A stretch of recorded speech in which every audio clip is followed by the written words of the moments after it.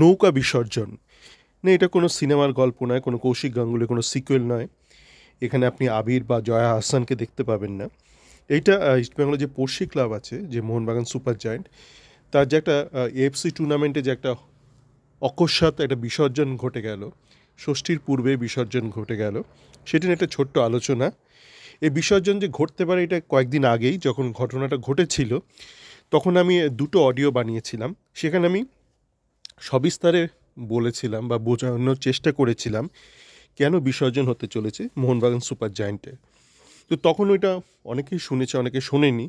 এখন যেহেতু বিসর্জনটা ঘটে গেল, অনেকের হয়তো জানতে বিশেষ আগ্রহ থাকলেও থাকতে পারে। মানে পোস্টমর্টেমে অনেকের বেশি আগ্রহ থাকে, মানে যতক্ষণ কেউ বেঁচে থাকে আগ্রহটা মানুষের কম থাকে। পোস্টমর্টেমে কী হলো, সেখানে কোনো ঘাপলা হলো কি না, অনেকের অনেক আগ্রহ থাকে। এটা স্বাভাবিক একটা মানুষের প্রবৃত্তি, এবং সেটা আপনি যত তৃতীয় বিশ্বের দিকে যাবেন ততই প্রবৃত্তিটা বেড়ে যায় মানুষের। একটা উন্নত দেশে সেটা কম থাকে এই প্রবৃত্তি। একটা যত আপনি দ্বিতীয় বিশ্ব, তৃতীয় বিশ্ব, তত দেখবেন এই প্রবৃত্তিটা বেড়ে যায়। মানে সব কিছু ঘটে যাওয়ার পর একটা জানার ইচ্ছে যে কেন ব্যাপারটা ঘটলো। কিন্তু এটা যে ঘটবে এটা কিন্তু আমি আগেই বলে দিয়েছিলাম। অনেকেই, মানে যে কোনো বিচক্ষণ ব্যক্তি এটা বুঝবে যে এটা হতো। তো এখন এটা কেন হলো? দেখুন, যেটা আমি বলেছিলাম যে এগুলো খুবই স্পর্শকাতর বিষয়। মানে কোন দেশে যুদ্ধ হচ্ছে, কোন দেশে যুদ্ধ হয়নি, আপনি দুম করে ঘরে বসে বলতে পারেন। আপনি ঘরে বসে ধরুন অনেক কিছু করতে পারেন, এই মাকু, তৃণু, চাড্ডি এসব করতে পারেন। মানে আপনি রাজনীতি করতে পারেন, আপনি দিদি, মোদি, এই মাকু এসব অনেক খিল্লি করতে পারেন। যেই মানে রাজনৈতিক আদর্শে বিশ্বাসী, সে তার অপর রাজনৈতিক পার্টিকে নিয়ে অনেক খিল্লি করতে পারেন। কিন্তু কিছু কিছু ব্যাপারে আপনি খিল্লি করতে পারেন না, যেগুলো খুব সিরিয়াস বিষয়। যেমন আপনি দুম করে বলতে পারেন না যে ইরানে যুদ্ধ লেগে গেছে, এটা আপনি বলতে পারেন না। এটা যদি বলতেই হয়, সেটা বলতে হবে ইউনাইটেড নেশনসকে, বলতে হবে বিশ্বের যে বড় বড় দেশগুলো আছে, চীন, রাশিয়া, আমেরিকা, এসব বড় বড় দেশ, ইউরোপিয়ান ইউনিয়ন, এদেরকে বলতে হবে। নিজের পক্ষে আপনার দেশ, আমাদের নিজেদের দেশ ভারতকে বলতে হবে। ভারত কি কখনো ঘোষণা করেছে যে ইরানে যুদ্ধ লেগেছে, কী হয়েছিল? এবং আপনারা যদি বোঝার চেষ্টা করেন, ওই পশ্চিম এশিয়ায় এসব লেগেই থাকে, এসব ঝুটঝামেলা লেগেই থাকে, এবং এর পেছনে অন্য একটা কারণ কাজ করে, বহু বছর ধরে কাজ করছে, বহু দশক ধরে কাজ করছে। একটা অস্ত্রের ব্যবসা, কেনা বেচার ব্যাপার আছে, এটা একটা গ্লোবাল ব্যাপার। সেই বিষয়ে আমি যাচ্ছি না। তো আমরা যেটা জানি যে ইসরায়েলের সাথে লেবাননের একটা ঝামেলা চলছে, এবং সেই ঝামেলাকে কেন্দ্র করেই ইরান কিছু মিসাইল টার্গেট করেছিল। ইসরায়েলের একটা অংশে। কিন্তু ঘটনা হচ্ছে, আপনি যদি এই টাইম সিকোয়েন্সটা দেখেন, এই মিসাইল ফায়ার করার অনেক আগেই কিন্তু মোহনবাগান বলেছিল যে তারা যাবে না। প্রথমত মিসাইলটা একতরফা ফায়ারিং হয়েছিল। ইসরায়েল কিন্তু পাল্টা কিছু করেনি, অন্তত ইরানে কিছু করেনি। ইসরায়েল করছে লেবাননে, ইরান করছে ইসরায়েলে একটা অংশে করেছিল। ইরানের ওপর কিন্তু কেউ কিছু করেনি।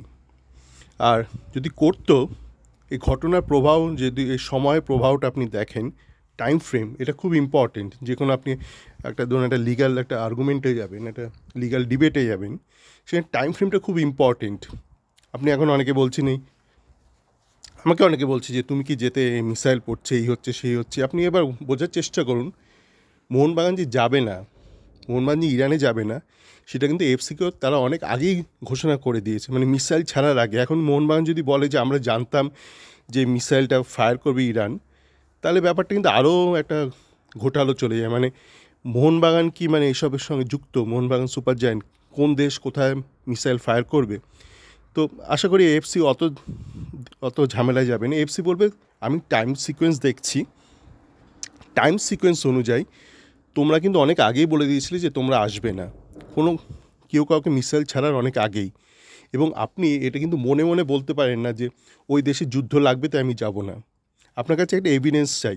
ধরুন মোহনবাগান যদি যেত, হয়তো ফিরতে একটু সমস্যা হতো, কেন ফেরার ওই যখন খেলা তার পরদিনই বোধহয় ওই ফ্লাইট একটু বন্ধ রেখেছিল, সেটা অন্য বিষয়। কিন্তু আপনি আগে থেকে বলতে পারবেন না যে ওখানে ফ্লাইট বন্ধ হয়ে যাবে, আমি ভাবছি তাই যাব না।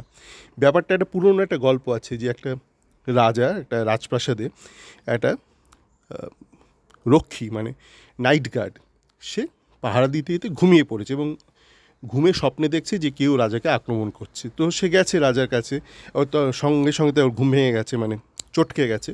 তো সে রাজার কাছে গেছে, গিয়ে দেখে সত্যি কেউ একটা আক্রমণ করছিল। তো যে আক্রমণ করতে এসেছে তাকে সে আটকে দিয়েছে, করে তাকে আটক করেছে।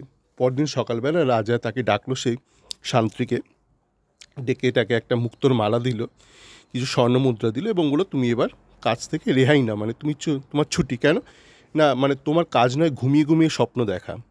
নাইট গার্ডের কাজ এইটা না যে ঘুমিয়ে ঘুমিয়ে এসে স্বপ্নে দেখবে কি রাজাকে আক্রমণ করছে। তো মোহনবাগান সুপার জায়েন্টেরও এটা কাজ নয় যে গণনা করবে কি স্বপ্নে দেখবে কি মনে মনে ভাববে যে ওই দেশে যুদ্ধ লাগতে পারে তাই আমরা যাব না। তো ব্যাপারটা আশা করি বোঝানো গেল যে লজিক্যালি কেন এফসি আর কোনো উপায় ছিল না, এফসির আর কোনো উপায় ছিল না মোহনবাগানকে ব্যান করা ছিল। কেননা এটা যদি না করতো তাহলে সমস্ত দেশ এরকম বলতো যে আমরা ভাবছি ওখানে যুদ্ধ লাগবে, ওখানে এই হবে, তাই যাব না। এই ভাবনার ভিত্তিতে কোনো সিদ্ধান্ত আপনি নিতে পারেন না। সকলে ভালো থাকবেন।